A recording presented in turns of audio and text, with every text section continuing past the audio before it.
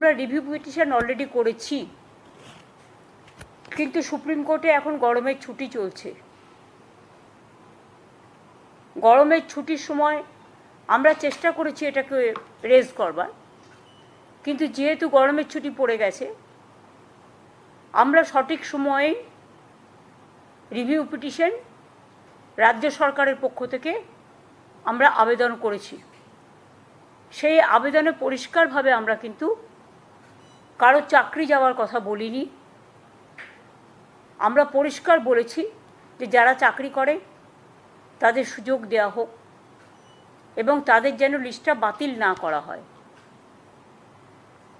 কিন্তু supreme court আপনারা জানেন যে অলরেডি একটা এই রিভিউ করবার আগে রিভিউটা আলোচনা করার সুযোগ আসেনি এখনও, যেহেতু গরমের ছুটি পড়ে গেছে। গরমের ছুটি পড়ার পরে এটা আলোচনা হবে, কিন্তু আমরা যদি ততদিন অপেক্ষা করি তাহলে আগের যে অর্ডারটা দিয়ে গেছেন প্রধান বিচারপতি, সেই অর্ডারটা কোনো কারণে যদি আমরা ক্যারি না করি, মানে বহন না করি, তাহলে যদি কখনো বলে দেয় যে তোমাদের তো অর্ডার দিয়েছিলাম, তোমরা সেটা মানোনি, সুতরাং সবটাই বাতিল, এটা আমরা চাই না। যে সুপ্রিম কোর্টের নির্দেশ অনুযায়ী আমরা আমাদের সবটাই রেডি করে রাখব। যদি রিভিউয়ে বলে আপনাদের পরীক্ষা দিতে হবে না, আপনাদেরটা অ্যাকসেপ্টেড করা হলো, লিস্ট বাতিল করা হলো না, তাহলে আমরা নিশ্চয়ই সুপ্রিম কোর্টের কথা শুনব, তখন এটা আসবে না।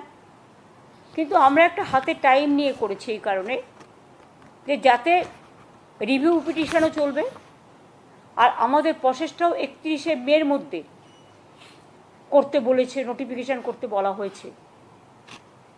কিন্তু সুপ্রিম কোর্ট খুলবে সম্ভবত জুন মাসের 2nd বা 3rd উইকে, আমি এক্স্যাক্টলি ডেটটা জানি না, কিন্তু আমাদের টাইমটা বেঁধে দেওয়া হয়েছে যেটা আগের জাজমেন্ট রিভিউ করবার আগে, সেটা কিন্তু 30th, এটা হচ্ছে 31st May 2025 is to be filed. ওনারা পরিষ্কার বলেছেন, since the panel has been cancelled and the affidavit of compliance of issue of advertisement by 31st May 2025 is to be filed,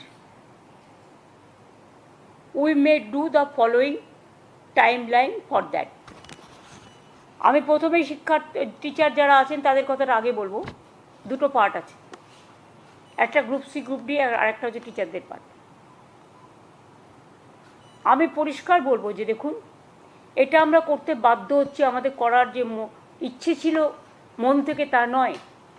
আমরা চাই চাকরি হারারা সকলে চাকরি ফিরে পাক, যারা প্রথম দিন থেকে আমরা বলেছি আপনাদের সাথে আছি।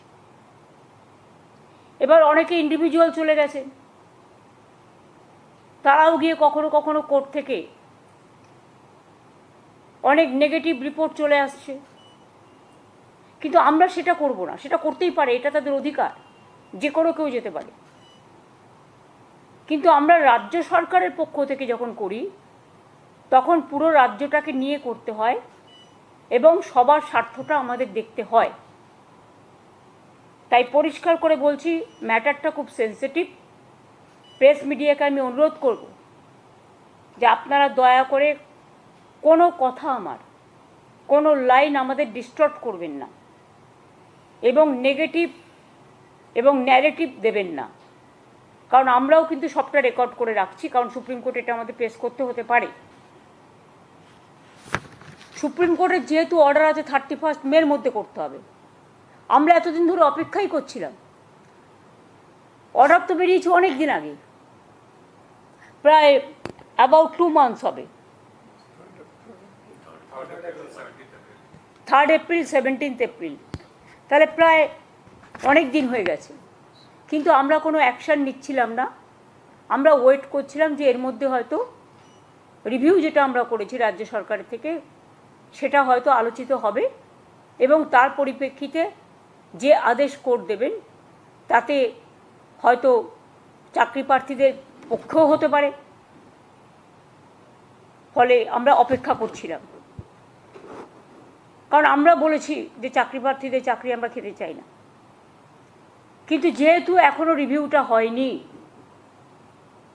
কারণ রিভিউ পিটিশন পেন্ডিং আছে এবং কোর্টে গরমের ছুটি পড়ে গেছে, অথচ আমাদের হাত বেঁধে দেওয়া হয়েছে 31শে মের মধ্যে করতে হবে, নোটিফিকেশন করতে হবে।